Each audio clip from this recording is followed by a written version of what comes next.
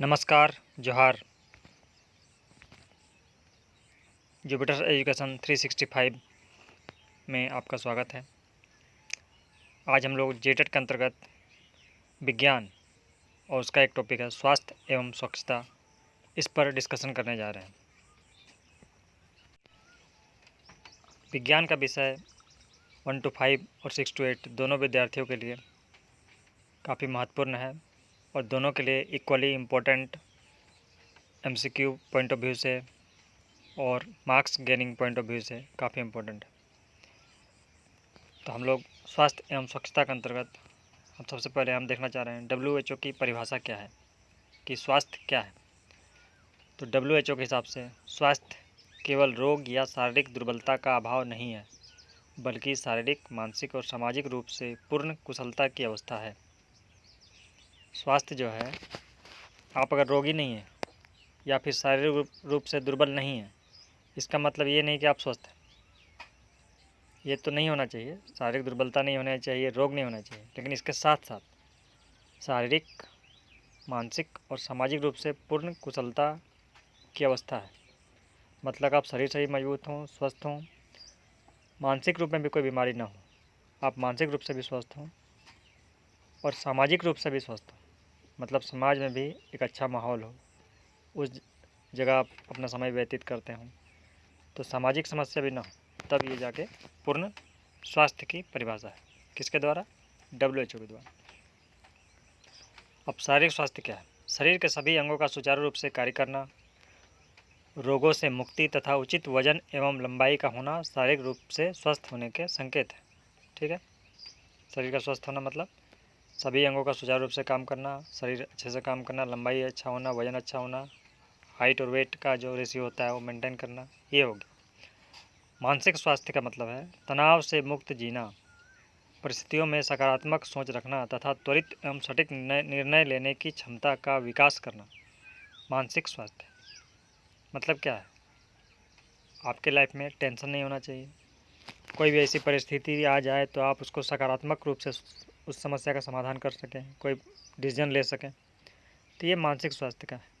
अगर आपका शरीर स्वस्थ है लेकिन कोई आपको कुछ बोल देता है या आप नकारात्मक हो जाते हैं या लगातार गुस्सा करते हैं, तो ये आपके स्वास्थ्य, मानसिक स्वास्थ्य के लिए हानिकारक है। आप मानसिक रूप से स्वस्थ नहीं है। फिर है सामाजिक स्वास्थ्य। इसका क्या मतलब है? परिवार, समुदाय तथा समाज के साथ सकारात्मक व्यवहार, समन्वय स्थापित करना एवं सभी सामाजिक उत्तरदायित्वों को उचित निर्वहन करना सामाजिक स्वास्थ्य। सामाजिक स्वास्थ्य क्या है? आपका संबंध जो है परिवार के साथ, समाज के साथ, समुदाय के साथ एक सकारात्मक व्यवहार होना चाहिए। ठीक है, समाज में लोगों से मिलकर रहना, अपना जो दायित्व है सामाजिक उसको निर्वहन करना। ठीक है, तो ये बात सामाजिक स्वास्थ्य। अगला है संतुलित आहार एवं इसके मुख्य घटक। स्वास्थ्य के लिए क्या चाहिए हमें? सबसे पहले चाहिए संतुलित आहार होना चाहिए। तो संतुलित आहार क्या है और इसके मुख्य घटक क्या क्या हैं? वह आहार जिससे शरीर की आवश्यकता अनुसार सभी पोषक तत्व सही मात्रा में उपस्थित हों। ऐसा आहार हम खाएं जिसमें सभी पोषक तत्व जो हमें आवश्यक हो सभी मौजूद हो, तो वो एक संतुलित आहार होता है। उसमें क्या क्या होना चाहिए? पहला, कार्बोहाइड्रेट, शरीर को तत्काल ऊर्जा प्रदान करता है। इसका स्रोत क्या है? चावल है, आलू है, गेहूँ है, ये सब क्या करता है? शरीर को तुरंत ऊर्जा प्रदान करता है। उसके बाद है प्रोटीन। प्रोटीन क्या करता है? तो शरीर निर्माण का भोजन है, ऊतकों की मरम्मत करता है। ये कहाँ पाया जाता है? तो दाल, अंडा, सोयाबीन में। वसा, फैट्स, ये क्या है? ऊर्जा का संग्रहण तथा आंतरिक अंगों की सुरक्षा, ये ऊर्जा को संग्रह करके रखता है। इसका स्रोत क्या है? घी, तेल या मेवा, जिसको ड्राई फ्रूट्स बोलते हैं। विटामिन एवं खनिज। विटामिन एवं खनिज का क्या कार्य है? प्रतिरक्षा प्रणाली का संवर्धन तथा हड्डियों की मजबूती। ये हमें रोगों से लड़ने की क्षमता, प्रतिरक्षा, और कोई बीमारी आ जाए तो उससे बचाने के लिए ये काम करते हैं, हड्डियों को मजबूत करते हैं। अगला है जल एवं रफेज। रफेज मीन्स रुक्षांश, पाचन तंत्र को सुचारू रखना व कब्ज की रोकथाम करना। हम लगातार सही मात्रा में पानी पीते रहना चाहिए और रुक्षांश की मात्रा में होना चाहिए। हम ऐसा भोजन करें जिसमें रफेज हो, रुक्षांश हो, तब हमारा कब्ज नहीं होता है पेट साफ रहता है। ठीक है, तो ये सब सभी चीज़ मिलकर ही एक पोषक तत्व से भरपूर संतुलित आहार को देते हैं। तो ये सब की आवश्यकता पड़ती है। अब हम देखते हैं कि विटामिन की कमी से होने वाले कुछ रोग और कहाँ से हमें ये विटामिन प्राप्त होता है, इसका स्रोत। तो पहला है विटामिन ए। विटामिन ए जो है आँखों की रोशनी को बनाए रखता है, और अगर विटामिन ए की कमी हो जाए तो उससे क्या होता है, रतौंधी होता है। विटामिन ए की कमी से रतौंधी हो जाता है। और अगर हमको इसकी पूर्ति करना है तो ये कहाँ से मिलेगा, तो उसके लिए गाजर, पपीता, आम, दूध, ये सब आवश्यक है। ठीक, अगला है विटामिन बी1। विटामिन बी1 तंत्रिका तंत्र को स्वस्थ रखता है, और इसकी कमी से क्या होता है, तो बेरी नामक रोग हो जाता है। ये कहाँ से मिलेगा हमें, तो अनाज, दाल, बिना पॉलिश चावल। ठीक है, यहाँ से हमें ये विटामिन प्राप्त होता है। अगर इसकी कमी हो जाए तो ये सब चीज़ खाना चाहिए। अगला है विटामिन सी। ये मसलों को स्वस्थ रखता है, इम्यूनिटी को बढ़ाता है। ठीक है, आपने देखा होगा कभी कि बीमार पड़ने पर बोलता है कि आंवला खाइए, ठीक है, या नींबू खाइए, वो हमारे या संतरा खाइए। ये हमें रोग से प्रतिरोधक क्षमता बढ़ाता है, रोग से लड़ने की क्षमता देता है। इसकी कमी से क्या होता है, स्कर्वी। ये कहाँ पाया जाता है, तो आंवला, नींबू, संतरा, टमाटर इत्यादि में। अगला है विटामिन डी। कैल्शियम का अवशोषण करता है और हड्डियों को मजबूत करता है। इसकी कमी से रिकेट्स, ठीक है, यानी कमज़ोर और टेढ़ा मेढ़ा पैर हो जाता है, इसको रिकेट्स बोलते हैं। ये कहाँ से मिलता है, तो सूर्य के प्रकाश में मिलता है, दूध एवं अंडा में प्राप्त होता है विटामिन डी। सूर्य में हम मुफ्त में प्राप्त कर सकते हैं, बाकी खाना पड़ेगा। अगला है विटामिन के। ये क्या करता है, रक्त स्राव को रोकना, जिसको बोलते हैं थक्का जमाना। जैसा हमें कभी चोट लग जाता है तो ब्लड शरीर से निकलता है, अगर थक्का ना जमे, ठीक है, तो क्या होगा कि लगातार ब्लड निकलता रहेगा, इससे हमारा शरीर का सारा ब्लड निकल जाएगा। तो उस समय क्या होता है, चोट लगने पर हम देखते होंगे कि एक लेयर जैसा जम जाता है, थक्का जैसा, मोटा जैसा, उसी को बोलते हैं थक्का जमना। रक्त का थक्का न जमना, अगर इसकी कमी हो जाएगी तो रक्त का थक्का नहीं जमेगा, तो फिर ब्लड का ज़्यादा लॉस होगा।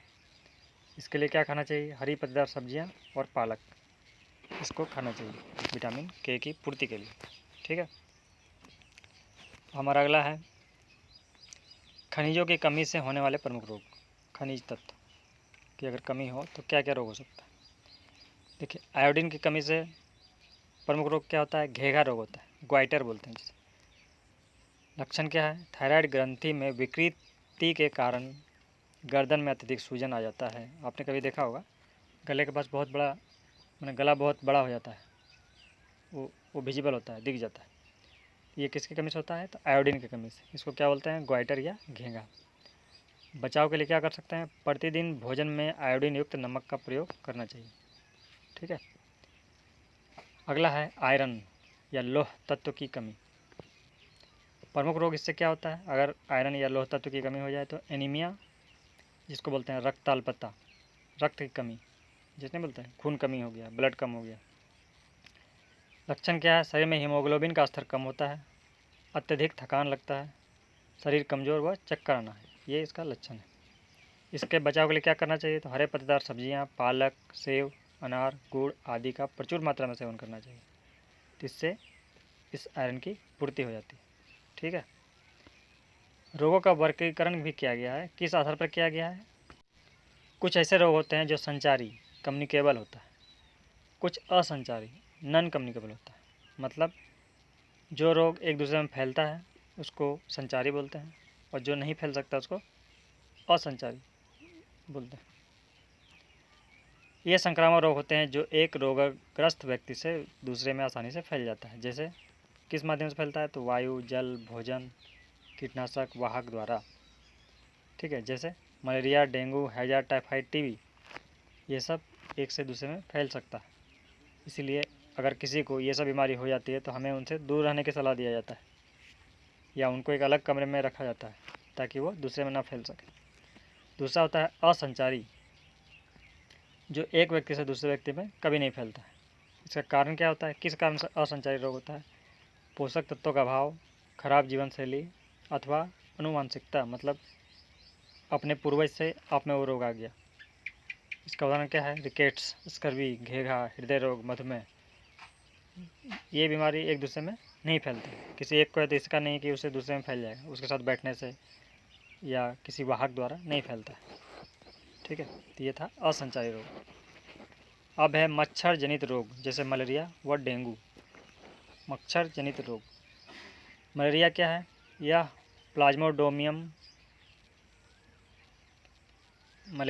प्लाज्मोडियम नामक एक कोशिकीय परजीवी के कारण होता है। इसका वाहक क्या है? मादा एनोफिलीज मच्छर। मादा एनोफिलीज मच्छर, ये याद रखना, नर नहीं, मादा। ये मलेरिया फैलाता है। डेंगू क्या है? डेंगू वायरस जनित रोग है जिसका संचरण एडीज मच्छर के काटने से होता है। किससे? एडीज मच्छर। डेंगू एडीज मच्छर, याद रखना। प्रमुख लक्षण क्या है? अचानक तेज बुखार होना, कपकपी, ठंडा लगना, जोड़ों में तेज दर्द होना और सिर दर्द होना। ये सब लक्षण है किसका? मलेरिया का। और ये मच्छर से फैलता है। और डेंगू का, ये दोनों फैलने वाले मच्छर का नाम मलेरिया में मादा एनोफिलीज और डेंगू में एडीज मच्छर। ठीक। अब स्वच्छता के 3 मुख्य प्रकार, कि किस प्रकार से हम स्वच्छ रख सकते हैं, साफ सफाई रख सकते हैं, जिससे बीमारियां कम हो और हम उनसे बच सकें। पहला, व्यक्तिगत स्वच्छता। प्रतिदिन स्नान करना, भोजन से पूर्व हाथ को साबुन से अच्छी तरह धोना, नाखूनों की नियमित सफाई व स्वच्छ धुले हुए कपड़े पहनना। इससे क्या हुआ? व्यक्तिगत सफाई है, हम अपने बारे में, अपना नहाना धोना, कपड़ा ये किए तो अपना सफाई की, तो व्यक्तिगत स्वच्छता हो गया। अब घरेलू स्वच्छता। अगर आप स्वच्छ हैं तो आपका घर गंदा है तो इससे भी इफेक्ट पड़ेगा, इसलिए घरेलू स्वच्छता भी चाहिए। घर के फर्श की नियमित झाड़ू पोंछा सफाई, पीने के पानी को ढककर रखना, सुरक्षित रखना तथा रसोई घर को पूरी तरह स्वच्छ रखना, ये है घरेलू स्वच्छता। सबसे पहले आपको स्वयं सुरक्षित होना है, फिर घर को सुरक्षित करना है। ठीक है। उसके बाद आ जाइए पर्यावरणीय स्वच्छता। पर्यावरण को भी स्वच्छ रखना है ना। आप अपने घर में रहेंगे, स्वच्छ रहेंगे, स्वस्थ रहेंगे। ठीक है। बाहर निकलेंगे, पर्यावरण में जाएंगे और वहाँ दूषित है, गंदगी है, तो वहाँ से बीमारी हो सकता है। तो इसके लिए क्या करना है? सूखा व गीला कचरा को पृथक कर कूड़ेदान में डालना। ठीक है। आपने देखा होगा शहरों में ज़्यादातर दिखाई पड़ता है कि 2 तरह के बॉक्स होते हैं कचरा के लिए, एक गीला एक सूखा। अलग अलग हमें उसको अलग अलग रखना चाहिए। खुले में शौच न करना, जल जमाव रोकना तथा मच्छरों की आबादी पर नियंत्रण हेतु कीटनाशक का छिड़काव करना। इससे हमारा पर्यावरण स्वच्छ रहेगा और बीमारियां नहीं होंगी, बीमारियों से बचाव होगा। ठीक है। मच्छरों के प्रजनन पर नियंत्रण एवं रोकथाम। अब मच्छरों के प्रजनन पर नियंत्रण कैसे किया जा सकता है, उसका रोकथाम कैसे कर सकते हैं? तो सबसे पहले हमें जल जमाव को रोकना होगा। ठीक है। क्योंकि गंदे और साफ दोनों पानी में ये मच्छर फैलते हैं, अंडे देते हैं, तो जल जमाव को रोकना है। घर के पास गड्ढा, ठीक है, कोई भी ऐसा गमला, टूटा फूटा जगह, टायर, जो भी जहाँ पानी जम सकता है उसमें इकट्ठे होना नहीं देना है, उसको रोकना है। कूलर अगर है तो उसका नियमित सफाई करना है। सप्ताह में 1 बार इसको केरोसिन तेल डाल देना है। उससे क्या होता है? मच्छर पैदा नहीं हो पाता है। भौतिक सुरक्षा। सोते समय मच्छरदानी का अनिवार्य उपयोग करें तथा शरीर को पूरी तरह से ढकने वाले कपड़े पहनें। अगर हम मच्छरदानी लगा रहे हैं तो सबसे बेस्ट, किसी कॉइल की आवश्यकता नहीं है, और कोई अगर मच्छर आसपास आ भी जाता है तो वो घुस नहीं पाएगा। तो ये भौतिक सुरक्षा है। ठीक। अगला है लार्वानाशी उपाय, मतलब मच्छर पैदा ना हो, शुरू में ही रोक देना है। जमे हुए पानी पर मिट्टी का तेल या कीटनाशक रसायनों का छिड़काव करें ताकि मच्छर के लार्वा नष्ट हो जाए। ठीक है। शुरुआत में ही मच्छर का लार्वा बना उसी समय नष्ट हो गया, क्योंकि उससे फिर मच्छर बनेगा, तो उसको पहले ही हम समाप्त कर देंगे। तो ये है मच्छर से बचने का सुरक्षा के नियम। आइए थोड़ा सा कुछ क्विक रिवीजन देख लेते हैं। पहला है, WHO ने क्या बोला है स्वास्थ्य की परिभाषा? शारीरिक, मानसिक, सामाजिक कल्याण की समग्र अवस्था ही स्वास्थ्य है। इसमें शारीरिक, मानसिक और सामाजिक 3 वर्ड पर ध्यान देना है। केवल शरीर नहीं, मानसिक और शारीरिक भी, मानसिक और सामाजिक भी। ठीक है। स्वास्थ्य की आधिकारिक वैश्विक परिभाषा इसी को माना गया है, WHO ने जो दिया है। ठीक है। अगला है मलेरिया। मलेरिया किससे होता है? प्लाज्मोडियम परजीवी के संक्रमण से होता है। और क्या है, मादा एनोफ्लीज द्वारा फैलता है। अगला है डेंगू। डेंगू किससे फैलता है? इसमें तेज सिर दर्द, जोड़ों में दर्द व तीव्र बुखार इसका लक्षण है। इसका वाहक क्या है? एडीज। डेंगू का एडीज। हैजा एवं टाइफाइड ये दोनों संक्रामक रोग हैं, ये एक दूसरे में फैल सकता है। ठीक है, ये कहाँ से फैलता है? दूषित जल और अस्वच्छ भोजन। अगर पानी गंदा हो और खाना गंदा हो, खाना अस्वच्छ हो, तो उससे ही हैजा फैलता है। अब आयरन की कमी से क्या होता है? तो रक्त में हीमोग्लोबिन के स्तर में गिरावट आती है। रक्त में जो हीमोग्लोबिन है उसके स्तर में गिरावट आता है, और इससे कौन सा रोग होता है? अनीमिया, जिसको रक्ताल्पता भी कहते हैं। वर्ड पर ध्यान रखेंगे, एग्जाम में अनीमिया भी लिख सकता है, रक्ताल्पता भी लिख सकता है। ठीक, आइए अब हम थोड़ा सा कुछ महत्वपूर्ण क्वेश्चन जो दिया गया है। पहला, मलेरिया रोग का संचरण किस वाहक के द्वारा होता है? एडिज मच्छर से होता है कि मादा एनोफ्लीज से कि क्यूलेक्स मच्छर से कि घरेलू मक्खी से?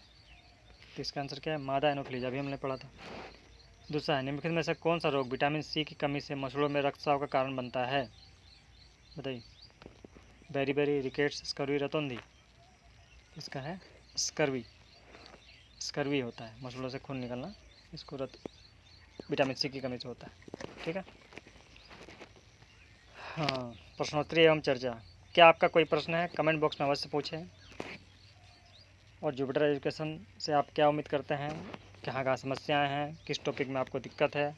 कृपया कमेंट करें। हमारे चैनल को सब्सक्राइब, लाइक अवश्य करें, ताकि आगे भी हम free classes, free notes, free PDF और अन्य उपयोगी चीज़ें ला सकें आपके लिए। धन्यवाद।